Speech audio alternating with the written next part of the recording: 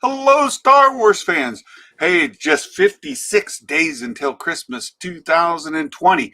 And the fantastic news today, we're 12 hours away, maybe less, than the season 2 premiere of The Mandalorian.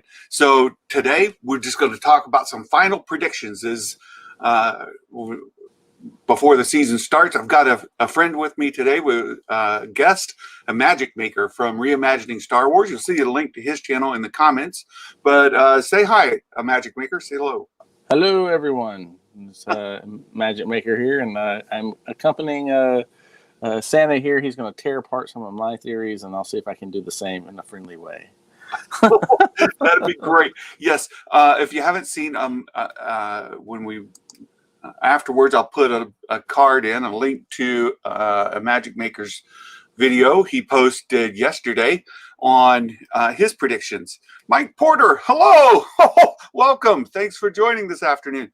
So a Magic Maker did some of his own predictions, and we thought it'd be fun to kind of walk through some of his predictions. I'll shoot holes in what I can, agree with what I can, and put some of my own out there, and we'll go back and forth that way. And I wanted to just kind of start. I'll go down a list of some of the things that a Magic Maker list said, and we'll start that way.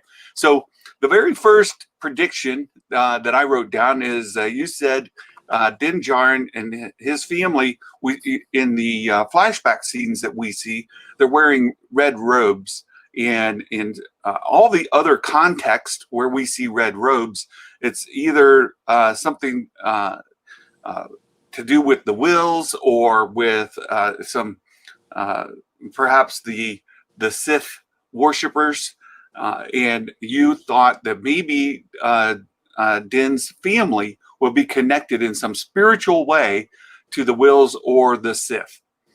And I don't know that I have a thought either way on that. It's very possible, or it could just be that that's the family they belong to, sort of their family colors. Yeah, it could be. I mean, I just see that they're all wearing that in the village. It just seems very cultic. And so to me, it harkens of the church. Well, I guess the Guardians of the Force, the Church of the Wills and all that, back on Jeddah, where we saw multiple different religions wearing those crimson robes, crimson clothing. And the other time we see crimson or red associated with anything is definitely with the Sith. And that's typically not in a religious manner, but it's usually like whether it's the Sith troopers or the Praetorian Guard, or the Emperor's Guard in the original trilogy, and and the red lightsabers. I mean, that's just. Yeah, I will say that it does resemble to a great deal like monk garments that you would see, religious folks wearing, Buddhists, So right. that very well could be. Your second one, and this is one I'm going to take issue with. A Magic Maker said that you think Bo-Katan is dead, and there's a couple of reasons for that. One is that Katie Sackhoff is 15 years younger than Bo-Katan should be at this point. And the second was that if she lost the Darksaber, it would be because somebody killed her to take it. Maverick Pilgrim, hello, welcome, thanks, Dale. Oh, my regulars, thanks so much for coming today. Good to see you guys. Been on vacation. We're up in the camper, and Santa is at parts unknown. We're taking a little time off. Tomorrow on the Mandalorian Day is our anniversary, 34 years of marriage. So we're going to take some time, spend together, and it's been nice to be away from home for a bit. But did you say 34 centuries of marriage? 34 decades. So you thought maybe Bo-Katan was dead because Katie Sackhoff's too young, and that the Darksaber is gone. I don't think that's the case. I think Bo's going to be alive, and there's a couple of reasons. I do think the spin-off series is going to be in this time frame. So there's two options here. The spin-off series that's rumored, and I think is somewhat credible, would either be current or in the past.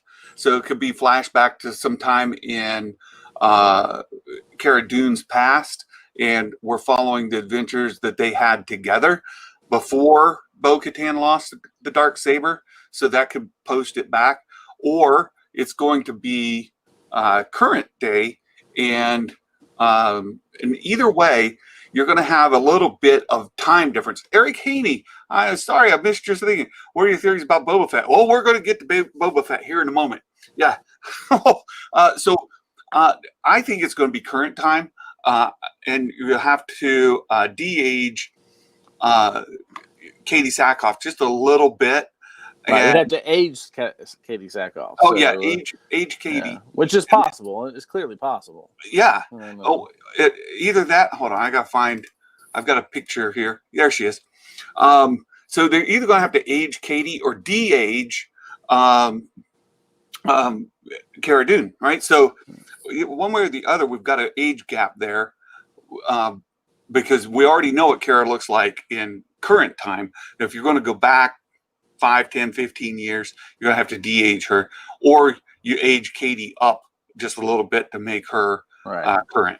No, right? I clearly think it's possible that it's just hard for me to believe that Bo-Katan let the darksaber go while she was alive. That's the kicker for me. I mean, she has the emblem of the Death Watch. She has the darksaber, which ties and binds a lot of the Mandalorians together under one single leader.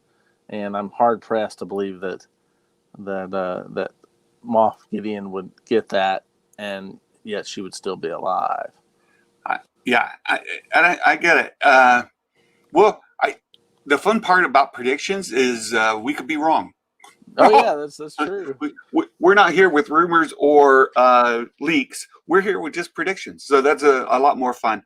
So the next point that you had is Cara Dune will join a Mandalorian family, or join Mandalorian. She'll declare herself to be in some faction of Mandalorians. She'll what is it? She'll pledge to be a Mandalorian. I agree with you on this, but I have a little bit of a difference, and I think it ties for me back to her and Katie. The spin-off series. I think that we're likely to see Cara Dune say, this Mandalorian thing is for me. I've been exposed to it. I see him. And when she runs across Bo-Katan, she's going to pledge to be a night owl and to follow her and protect her and become a Mandalorian.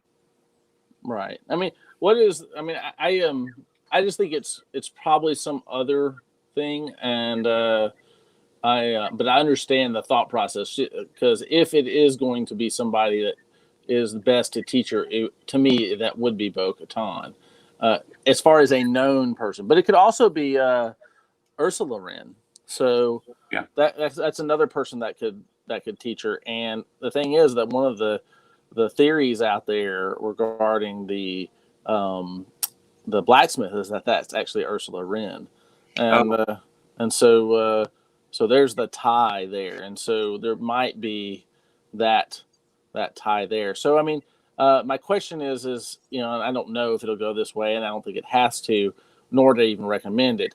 But there's always the possibility that Din Djarin and Cara Dune have some sort of affection that occurs, and through the course of that, and that requires her to become Mandalorian, and so she takes on that mantle, and as part of that process, and so I mean that's also a possibility. I'm just throwing some things out there that could possibly be it. I'm not saying I even endorse that idea, but I'm just saying that's always a possibility. Yeah. Sure. But I think we're both agreed that Cara Dune is going to, in one way or another, become a Mandalorian. Yeah, I think she's perfect for the fit for that, actually. Yeah, me too. I think it would be a wasted, to me, I almost would waste her character if they don't go that route. Yeah, I agree. I agree. Your next prediction, less Ahsoka than we want, should just be part of the Filoni episode, tease for a spinoff. I agree with you that I think she's only going to be in one episode, maybe part of two, but really my feeling is going to be one. Now, there's been a rumor out there that she's going to be in the episode after. So right now there's a rumor of her being in Filoni's episode. Well, that's a presumption. The presumption is she's going to be in Filoni's episode. That's episode 5. The rumor that came out was that she's going to be in episode 6, which is back to Favreau.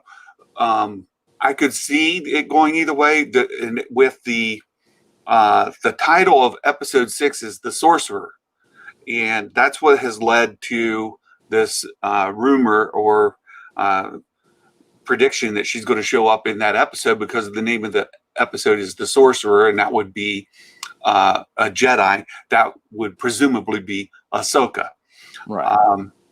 I have a different theory, and we'll get to it a little bit later. So, but I'm just going to say I agree with you. So, wouldn't that be the sorceress? The sorceress? So that leads us to the next. You said Luke appearing in some manner. I want to agree with you. I think that we are going to see Luke Skywalker in some manner, and they're going to either de-age Mark Hamill himself to put him in there physically, or they're going to put him in digitally through maybe another actor, and then just use his likeness. As you mentioned, they do have the license now for Mark Hamill's likeness to use in different projects, and I think that's going to show up, and I think that it'll actually be Mark Hamill himself, and they'll de-age him. Right. I actually think it'll be another actor that they'll do basically what they did with the Tarkin actor, and but I do think the voices will be Mark Hamill.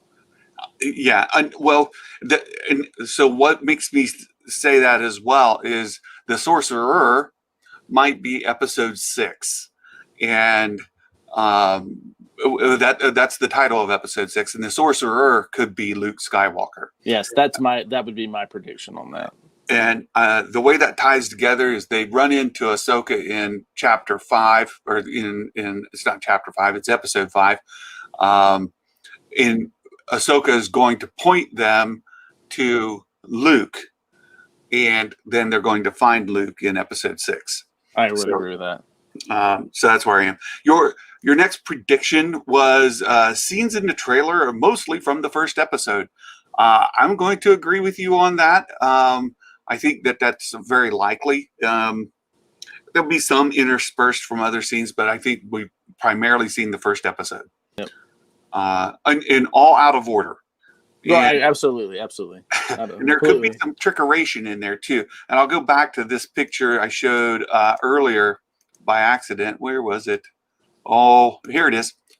This one of Sasha Banks. Now, this picture has gotten some scrutiny because it appears that there's some digital monkey business going on with this hood. You can kind of see like the hair penciled in here or digitally inserted there. There's some sort of texture around her face, and it carries through in this hood. And so is the hood entirely digitally added? Sounds like it could be. Sounds suspicious. So we'll have to see. Mike Porter, do you think Mark Hamill will make an appearance? Yes, I do. If Luke's at episode 6 would also be Return of the Jedi. Well, that's true. If all these appearances come true, people are going to lose their minds. I think if Mark Hamill actually does appear, like the real Mark Hamill shows up in an episode, in a cameo, even if it's a Force Awakens kind of thing, right? Where he turns around and you see him in Jedi garb, and that closes the scene, people will still lose their minds. I agree. We'll probably just get a picture of his feet, and we'll see a green light. That's probably all we'll see, and be like, is that Luke? Well, it'll be the moment the internet exploded. I know. Right? That would just be that'll be the time in history. They'll say, "You remember when we used to have internet? Yeah, that was right before." That was when the world ended. Your next one, the egg canister, will be part of what he has to track down. Now, you've got an interesting thought about this. Let me get back to this. And you in this scene, and this one's been really lightened and colored, so we got a much better view of the scene than we see in the trailer. But you see Din Djarin closely following this couple. I believe this is a husband and wife, and these are their children. I've talked about it a few times. So I think the eggs are actually their children. You think that he is guarding them. They're being escorted to their ship or whatever they're traveling, and they've hired Din to protect them. I think that's an interesting thought, and it may bear some weight. I want to just build on it a little bit and see what you think. There's a bobblehead out there, or a figure of the child with the egg canister. It's one of those pop figures. And Lord Callis, oh my goodness, good to see you this afternoon. And Mark Hamilton, hey, thanks for stopping. It's good to see you all. Real quick, Eric Haney in there. Yeah, he's come in and Eric, are they going to release all the Mando episodes at once or one at a time? Eric, it's one at a time. One at a time. We're going to get a big episode on Friday. It's supposed to be just shy of an hour, 52 minutes, and then it'll go. We'll see after that. There's rumors that it's going to be the same, or that it might they might shorten after that first one. So thank you all much, Maverick. If they bring in Luke. Absolutely going to give people the powerful Luke moment we hope for. It'll go a long way in healing sequel trilogy fan wounds. I agree with you. Yeah, it will. 100%. And I think Disney Plus is going to do a lot for us over the coming years. So anyway, I do think that maybe Din Djarin is protecting these. And I think we're going to get a little bit of a funny moment. We've had a few with the child where he eats things that we don't expect him to eat, like the frog. And he's holding that little cup of soup. I think there's going to be a moment when he decides that this canister is food. Yes, I think you're right. And it's very likely at that moment that the eggs get stolen and the child gets stolen with them. And then we end up with a chase that ensues. And there's a still from one of the things that show, or one of the previews that shows one of these creatures with Din in the cave as he's shooting his blaster. And I think he's retrieving the canister at that moment, and perhaps the child with it. Yeah, I would probably tend to agree with that. I think that's going to be part of the process. I mean, because the next one's the search. I actually don't think he gets the child back. I think the search is referring to this is called the search, but this is them searching it out. And the next one is the next episode called. It's called help me out here. Can't remember. I have to look it up. Me too. I don't have them all listed. I'll let you look it up. So I'll get the list. But yeah. So I mean, I think that what's going to end up happening is he gets captured with the eggs, but they weren't really after the eggs, and so they were really after the child. I'm not sure. I think that maybe after the eggs, because that's why he's protecting these two. Oh, I absolutely agree. I think that becomes the confusion, which is what splits the child and the eggs. Yep. Yeah. I agree. So it'll be fun. Mark points out those are two Sarkans. We talked about this a lot on a couple of my other streams. The species are Sarkans. They come from the planet Ostarka, and they're known for mining. And we see them in that cave, perhaps where other Sarkans have mined. I thought they came from the planet of sarcasm. No. Oh, you're terrible. Now I know. Now I know where your daughter gets it. So, so now just go through some of, and you said lastly that you think the season's going to end on a cliffhanger. I agree, a cliffhanger to some degree. Expand on what you mean by end on a cliffhanger. So I think that at the end, I think this is supposed to set us up like a Empire Strikes Back through the season, actually. So we're going to have a lot of ups and downs in this. It's going to be a big chase. We know that a good portion of this is going to be dealing with Moff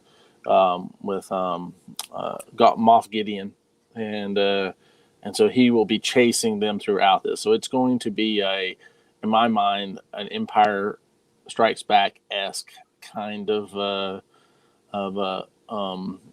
series, and we're going to see that. And so I think for me, the cliffhanger will be that something either happens to the child, they capture the child, or there's some sort of something bad, like they get the DNA of the child or something like that can't be allowed to continue, and so we don't know the fate of the child through it. And so that's going to leave us with a. I don't think the child's fate is going to be over at the end of this season. I think it'll continue. Yeah. Sure. I absolutely think it'll continue. And Maverick Pilgrim, I hope they are literally hanging from a cliff. Well, we know he jumps off a cliff with the jetpack, but that'd be a cliff faller.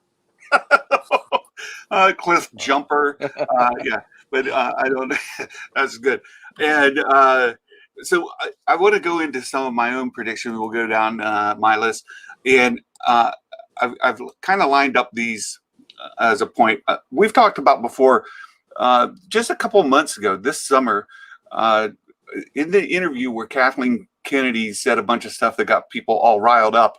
If you keep reading in that article, there's a quote that she has from Jon Favreau where he says that he based the story of The Mandalorian off of the movie Paper Moon.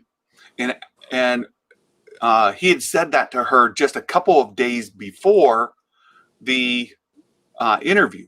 So this is something that Jon Favreau was saying after season 2 had primarily been shot, and they were working on the post-production. So I went and I watched Paper Moon, watched that storyline out. And so a lot of my predictions come off of the basic storyline of Paper Moon. And for folks that haven't seen it, essentially what happens is the girl is an orphan and ends up with this charlatan. He's a door-to-door salesman, a shyster, and he's scamming people out of money and just surviving off of that, going town to town. And she ends up with him, and he is supposed to take her back to her relatives who live in St. Louis. And they're going town to town, ripping people off and running into different adventures as they go, funding their trip as they go, if you will. And when we saw in season 1 of The Mandalorian, essentially he has an orphan, the child, and they go from situation to situation as they're trying to work through different things. So I think season 2 is going to play off of it because Favreau just mentioned it to Kathleen Kennedy this summer, and in that, then it means it was still pertinent. It was still topical. And that being the case, my first prediction is that it's going to follow that. They're going to continue to have adventures on their way to the child's people, its relatives, to make the corresponding, right, the parallel. And I think they're going to be following the steps of Luke Skywalker. We've talked about it more in other episodes, but I think we're going to see different places Luke Skywalker was spotted, and the Mandalorian is going to be visiting, right? Din Djarin is going to be visiting places. One of the first stops, and it came up about those giant spiders, I think is going to be from the home world of what's her name? I just went blank on it real quick. I was telling Imagic Maker right before, I have this problem of going blank on names. you said that you think Sasha Banks is playing. Hey, Sabine Trinity. Wren. Yeah, Sabine Wren. So Hmm. they're the planet that Sabine is from, and the clan of Wren is an icy planet, and I think that's that planet. I think it's going to where the giant spiders are going to be. But so that's where he's going to run into the other Mandalorians. Is his quest to get with them. I do not think the planet is Hoth. Sabine Wren is from another planet. Can't remember the name of it right now.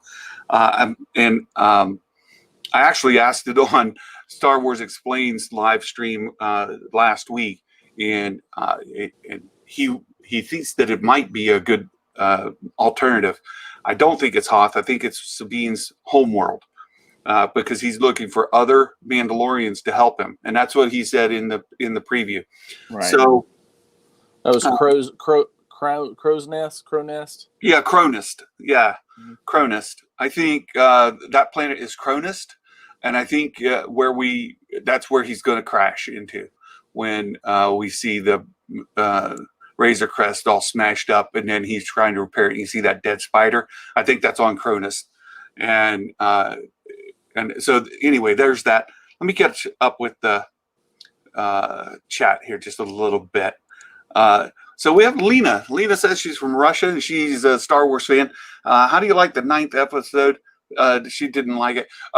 Lena, I'd love to talk about the sequels more, but we just want to today do a little bit of talk about our predictions for season 2 of The Mandalorian. But I would love to talk about that more. Let's agree. Let's talk about what we all agree on is good. Yeah. And my cliffhanger is the whole cast ends up in the Sarlacc pit. That's right. That's it. Oh. Mike, I owe you for that one. Yeah, that's where Boba Fett belongs, in that Sarlacc pit. Mark Hamilton, end of season, Baby Yoda will be custodian of Gideon, and Mando will have taken a big loss. He'll have to regroup season 3 with new allies. Oh, Mark, strong prediction, very strong prediction. Let's see, Lena, you think 10, 11, 12 will happen or not? I hope not. Again, there's a lot of thoughts about that. I think there will be additional movies, but I don't think we'll continue the saga. Trinity, hello. And then, okay, we're all caught up. So I think that we're going to see Din Djarin seek help from other Mandalorian factions, and that's where he runs into Cronist, and he may find Bo-Katan there. I think, or in that process, he's going to find Bo-Katan. She's going to send him on the right path, and say, "Hey, I know a Force user. Her name is Ahsoka Tano," and then he'll go through some adventures, and he'll find Ahsoka. And Ahsoka I think, will be in the Filoni episode 5, and she's going to say, what he needs is a teacher, and I have other business to take care of. You need to go find Luke Skywalker. He has some students, and she's going to send him on his way. And then I think episode 6 is the one we might see Luke Skywalker. The episode where we have the sorcerer. So I think that's how that's going to play out. And then after that, we'll get an actual surprise visit from Mark Hamill. So we already talked about that. Yeah. So if we look at the names, so it goes, the search is chapter 1. Yep. Or chapter 9, however they look at it. And then the confrontation is chapter 2 or chapter 10, however it is. Yeah. And then it goes the bounty, the Republic, the loyalist, the sorcerer, the return, then the empire. Yeah. All right. So I think if we look at the search, so I actually think there's 2 searches going on. And so the search that we're referring to, I think they're referring to both Moff Gideon's search for Baby Yoda, and I think it'll be the search for Din Djarin's search for those eggs. Because he's lost those eggs, yeah, and his search for Baby Yoda as well, because he's also trying to get them back. And then the confrontation is when he finally gets those eggs back, and he's trying to get Baby Yoda back, but we find out that who has the bounty is Boba Fett, and that's when we're going right in there. So 3 is probably where we. The third one will be where we see Boba Fett. This will lead into his confrontation with the Republic. All right. Yep. And that leads to him landing on the crow's nest. If you're right there, that would be in the Loyalists. All right. Which by the end of 6 is when he probably runs into. So you may be right. So round 5 and 6 is where we come to Ahsoka. So we actually might get Ahsoka at the end of 5 and into the beginning of 6. And then that takes us, because the next one's the return. It seems kind of interesting if you have the sorcerer and finally he's returned to Luke supposedly, but then the Empire swoops in and takes Baby Yoda or gets the DNA or something like that. Man, with their finger.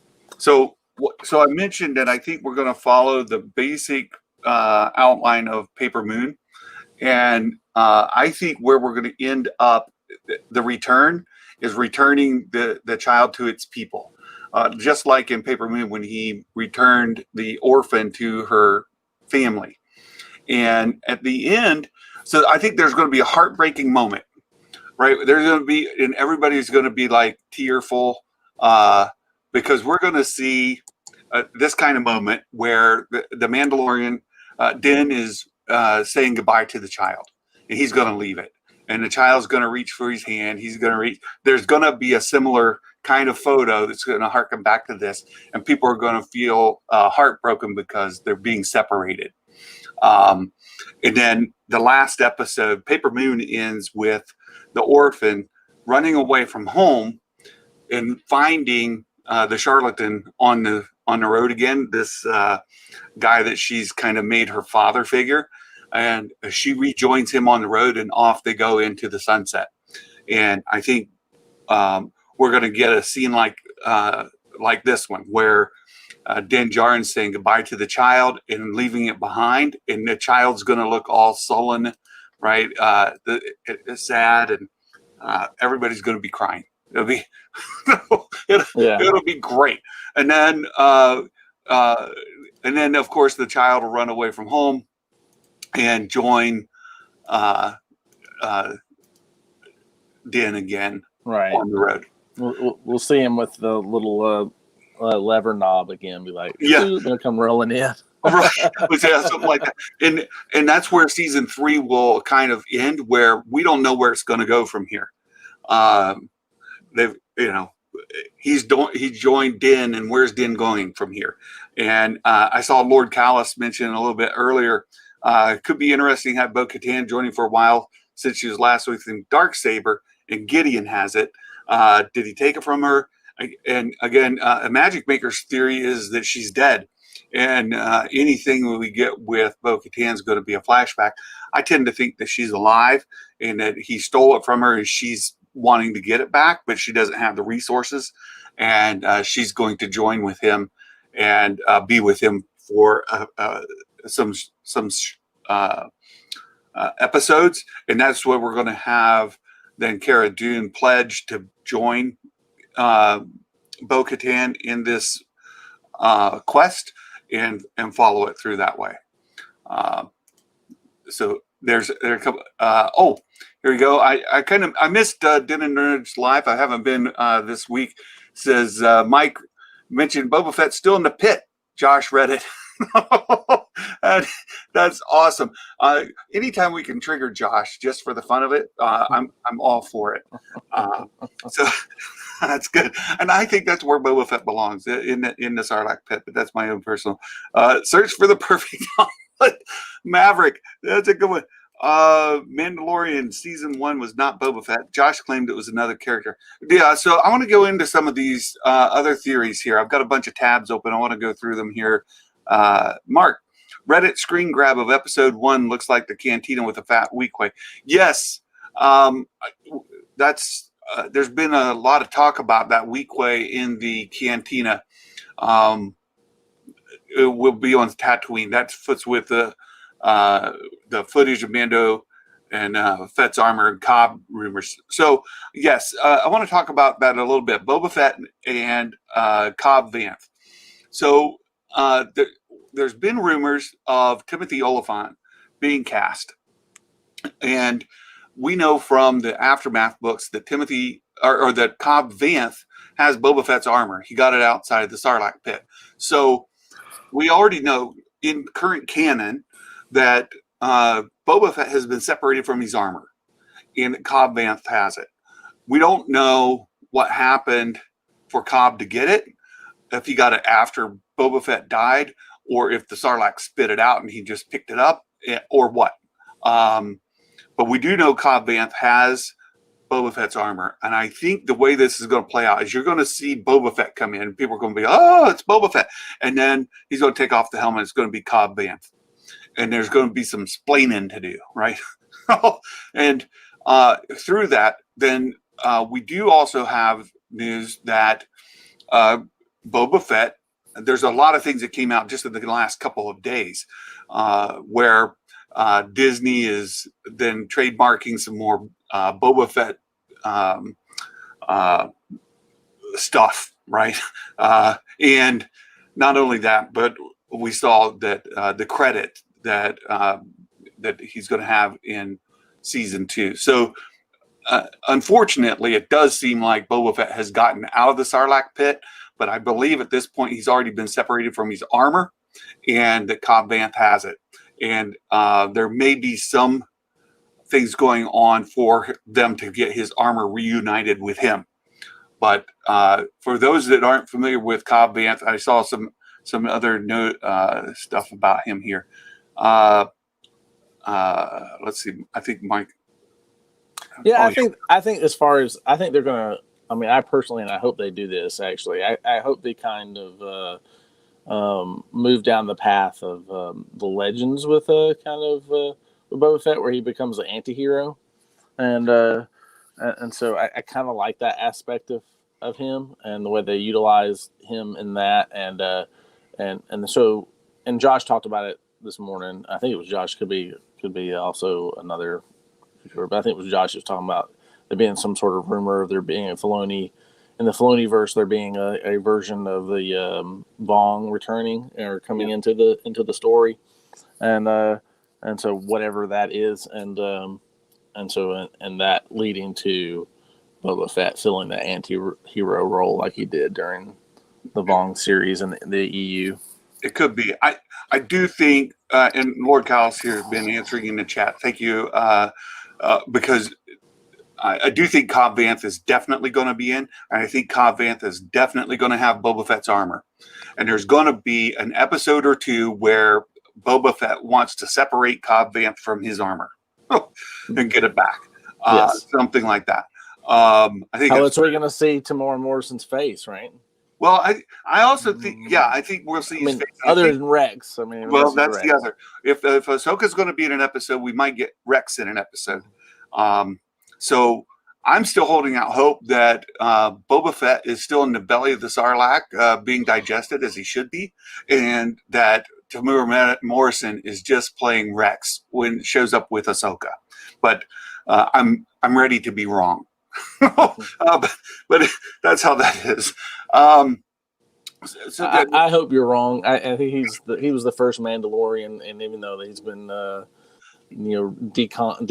retconned and all sorts of stuff, I don't know how true it is that he's not Mandalorian, and I'd like him to be Mandalorian. That's just. Yeah. I think I'm probably in a minority, but I'm going to hold my line until I'm wrong. I never make a say, Steve Sanda, we told you were wrong. I'll say, I know, that's okay. I'll take the L there, but I'm going to hold out that last vestige of hope that he's still being digested by the Sarlacc and that we never see Boba Fett again. But that's me. So I just wanted to touch base on Boba Fett, and there's this other dude, right, Michael Biehn, and I overlooked this, and I went back and I found it. There are rumors that Michael Biehn is cast in season 2, and he has a significant recurring role. And I hear very few people talking about Michael Biehn. And we talked about on my channel it was last week, that we don't have any sheriffs in this Western. Well, like, we've got this space Western, and they're doing a great job, but there are no sheriffs. Mhm. There's no rangers out there. And I think very well Michael Biehn could be the equivalent of a Texas Ranger, somebody who's out to kind of stamp out the lawlessness and some of these bounty hunters and some of the crimes that they commit in the process of capturing their bounties or, killing folks.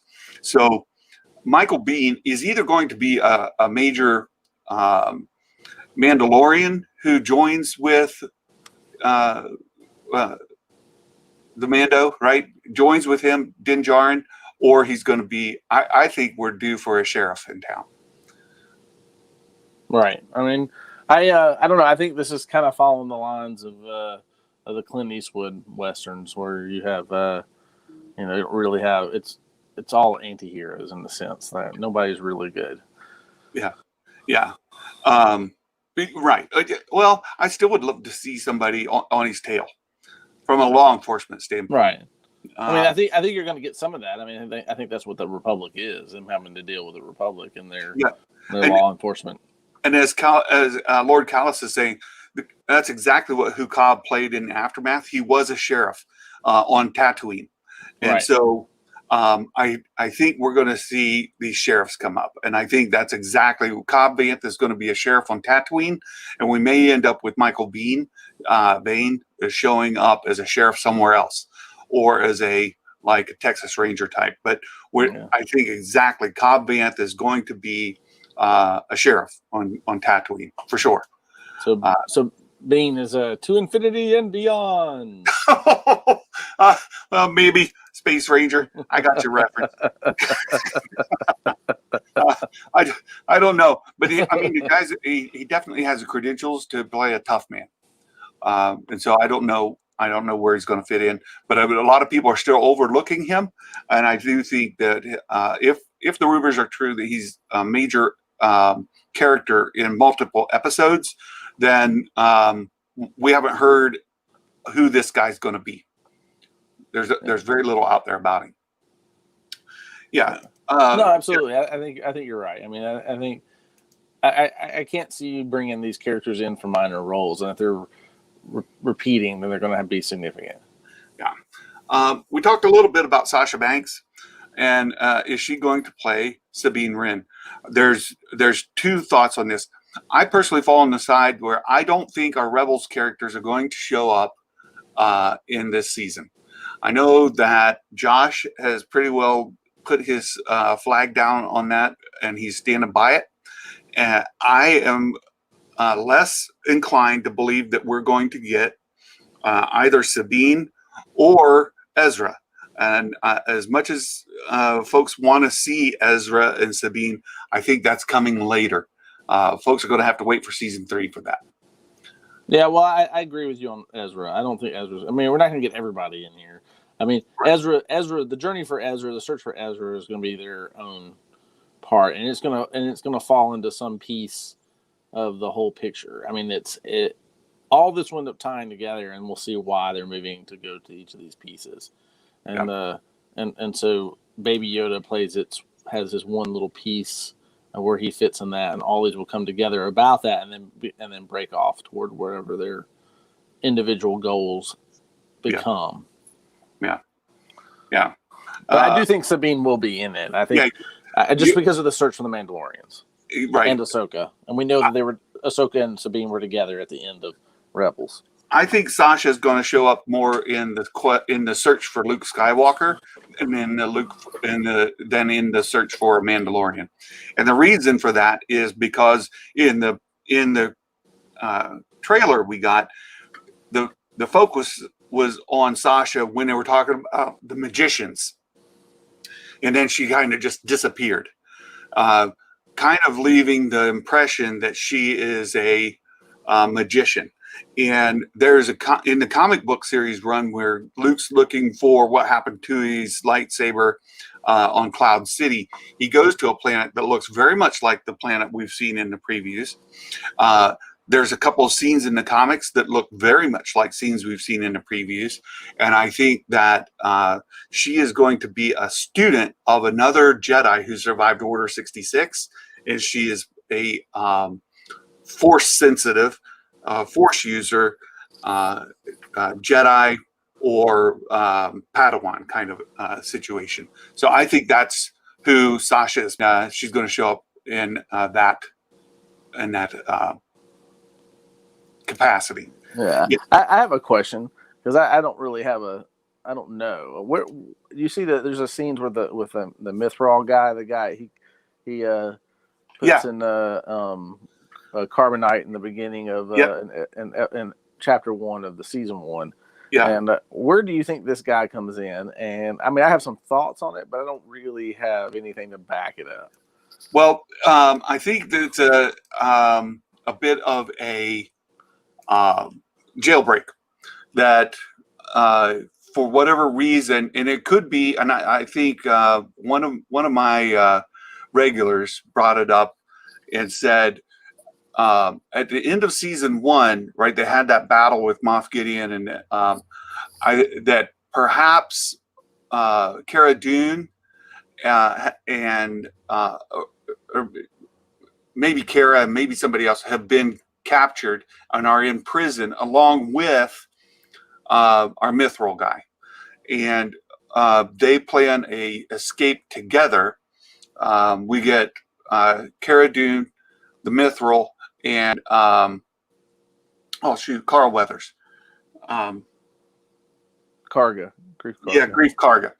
The three of them are in prison together, and they plan this escape. And the three of them are escaping in that scene. I think that's how it happened. So, what if the information that guy has is like where all these force sensitive people are? What if he's got like remember the episode of the Children of the Force? Yeah. And what if it's something to do with that? Well, the dude's in carbonite, so somehow he gets unfrozen, and he's with them as they're escaping. Mm-hmm. So I don't know. I mean, it seems like all the bounties he was picking up were from the Imperials at the time. So I mean, it seems to me like there's some tie with this around the child, and I'm wondering if the child is just another one of the Children of the Force. Possibly. I don't think the Mithril's force sensitive, though. No, I'm not saying that he is. I'm saying that but he's an information broker. Yeah, he's definitely an information broker. I mean, my theory was that they went and got him for his financial resources. That after Din Djarin crashes on the planet, he needs resources to rebuild the Razor Crest because it's pretty smashed. Right. And he's remembering that this Mithril said, "Hey, I've got lots of money. I'll pay you." And he's thinking, well, if I go jailbreaking, he can pay me, and I can get my ship fixed. Right. So that was my first thought. And then there was the idea that, well, maybe Grief Karga and Cara Dune have been captured and they're in prison with him, and the three of them are escaping. Right. That's very possible too. In either way, it's a jailbreak. Either Cara and Grief went for the specific purpose to break him, or they were in prison with him and they broke out all three of them together. Right. Yeah. I mean, I think that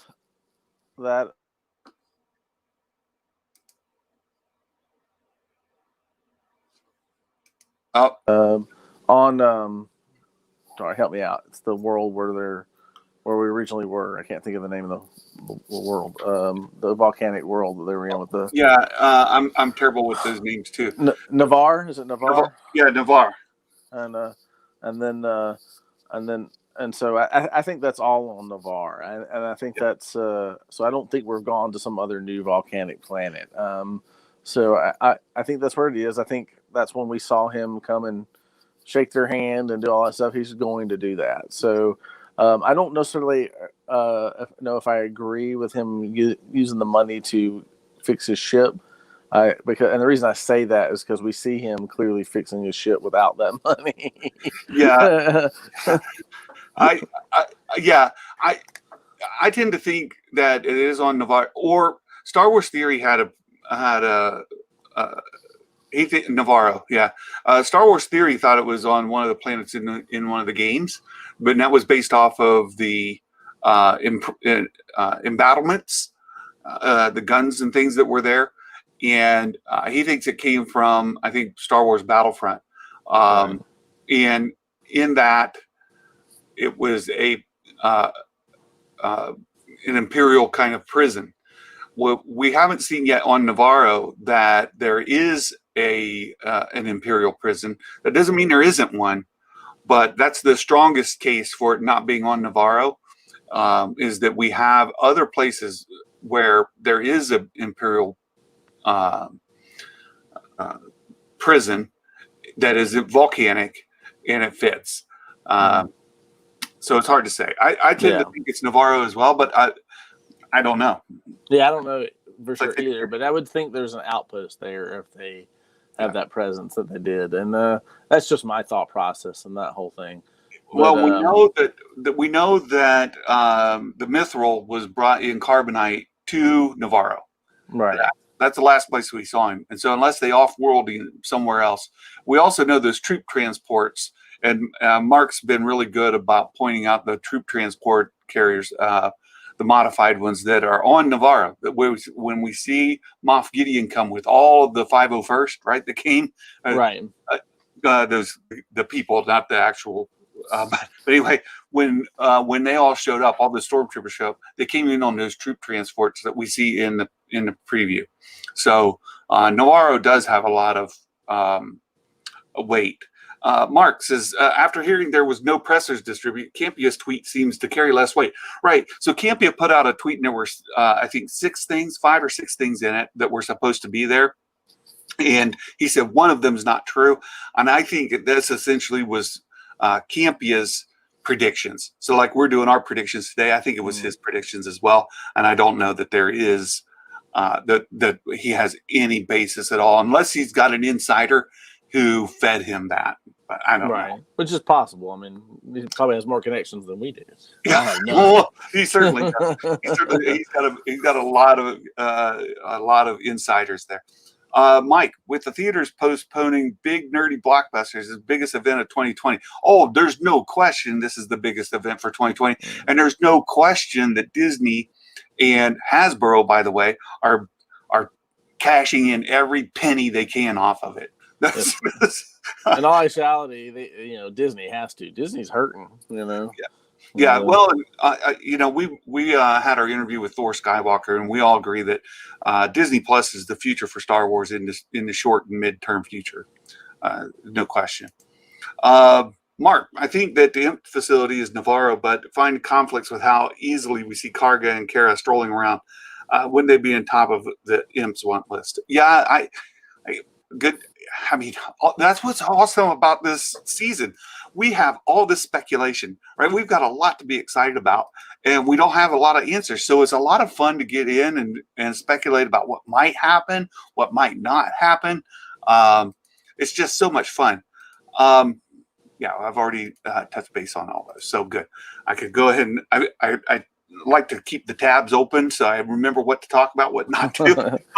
Yeah, and he does bring up a point when he was saying them strolling around town. So the thought process was after those guys were destroyed on there, Karga at the end of season 1 hinted that that was the end of the Imperials on Navarro.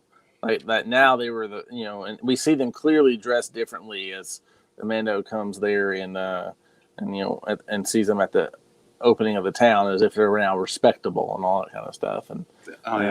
So there is some reason to suspect that maybe that that outpost isn't on Navarro and that it is on a different planet. When you consider just that little aspect of it.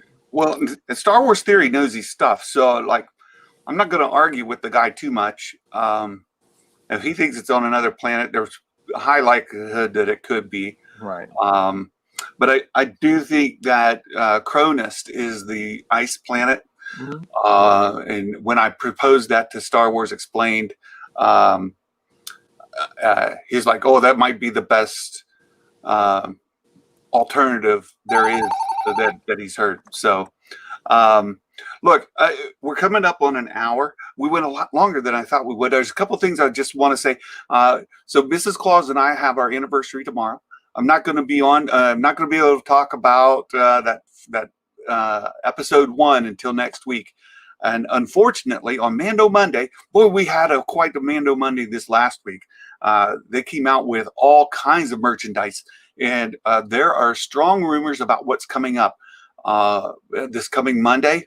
And if you're following the HasLab project for the Razor Crest, there are 2 more goals that are going to be revealed. The thought is they'll do that on Mando Monday. They'll show us what those last 2 goals are, and that project is very exciting. But many of you you're aware of my daughter. She's a sophomore in college, and she is moving into her apartment Monday. And when your college sophomore is moving into a college, parents get to help. That's how that works. So, Yay!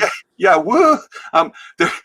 So it may mean that I'm out of pocket for Mando Monday. We are meeting up in Sandusky, Ohio, where Cedar Point is. We're meeting up in Sandusky, Ohio, early in the morning Monday, and there's a possibility I'll be back in the afternoon and can get online, and we can talk a little bit about Mando Monday after we get the reveal or close. So I didn't know Sandusky was in the North Pole. I just learned something. Well, Santa travels around.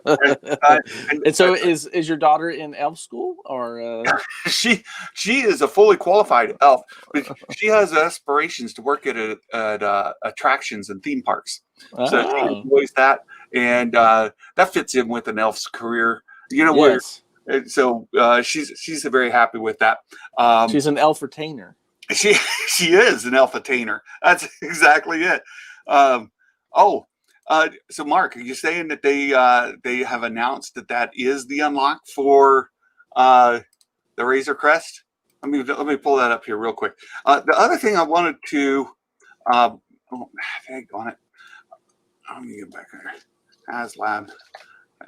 I wanted to bring up the JingleRing ID that you see here. This is I had previously had jingle just the number 40, but if you want to reserve a virtual visit with Santa and you would like me to get a visit with your family, then if you go to JingleRing.com, you use the link that's in the description here, or when you get on there, you use the code Jingle40, you'll get an appointment with me to be Santa. And with that, then if you register this week, so today, tomorrow, then you can get a discount. The visits are normally $25, and you can get a discount. You get a recording of your visit with Santa. You get a photo. They take a photo, and you're going to get that photo. And you also have an activity book you can download and have. So there are online activities. You get a video of your visit, a photo, and an activity book, all for $25. But if you register today or tomorrow, anywhere in the world, you can have a visit with me as Santa with your family, with your kids, with maybe your nieces, nephews, your cousins, your neighbors. Let them know, and I'll be happy to visit them as Santa Claus. This is my last week off before we start visiting with children. Next Friday, if you're in the Columbus, Ohio area, next Friday night, I'll be at Cabela's, and we will be having our grand arrival Friday evening. So come on out to Cabela's if you're in Central Ohio, and we can visit. And after that, then every Saturday morning, I'll be at Cabela's, and then in every other day of the week, I'll be online with JingleRing. And again, use that code Jingle40, and you can get me to visit with your family as Santa. So, folks, I'm super excited. Look, we're under 12 hours away. The moment is with us. Mando season 2 is starting. Imagic Maker, thanks for joining me again, friend. We have a fantastic partnership where we work together with our channels, and I'll be linking back to Imagic Maker's predictions when this video gets posted up. And until then, let them know where they can find you. I put it in the description, but just tell a little bit about yourself. Oh yeah. So yes, thank you for having me as always. And I enjoy our conversations about Star Wars, whether they're put out or they're just between us. but so yeah, you can find me on Reimagining Star Wars. That's my channel, and the main thing is that I really love Star Wars. I mean, as all of us do, we're into Star Wars fan fiction, and it's and we want to encourage people to create their own, and just to explore the Star Wars world and enjoy it, and share it with others, because it's a love that draws us all together. It penetrates and binds us, and I love the fact that it does. Nice. Very good reference. Thank you so much. And folks, now you want to do like Mark said, he's going to go to sleep a little early, set an alarm for 2:45 in the morning, get up and get Disney Plus on and have it queued up when, hit that refresh button and get it to come up and catch it, the Mandalorian season 2, episode 1, as soon as it goes live. Lord Callis, again, I said thank you for your support. Fantastic guy. I love Lord Callis and what he's doing. Folks, if you haven't subscribed to him, go look him up and follow him. He puts good stuff out on Twitter and YouTube. Wonderful guy. So, Lord Callis, definitely one of the few Darksiders who are on the nice list. So good to have you here. You guys have a wonderful day, a wonderful afternoon. Can't wait to talk to you all about season 2. And until then, Merry Christmas, everybody.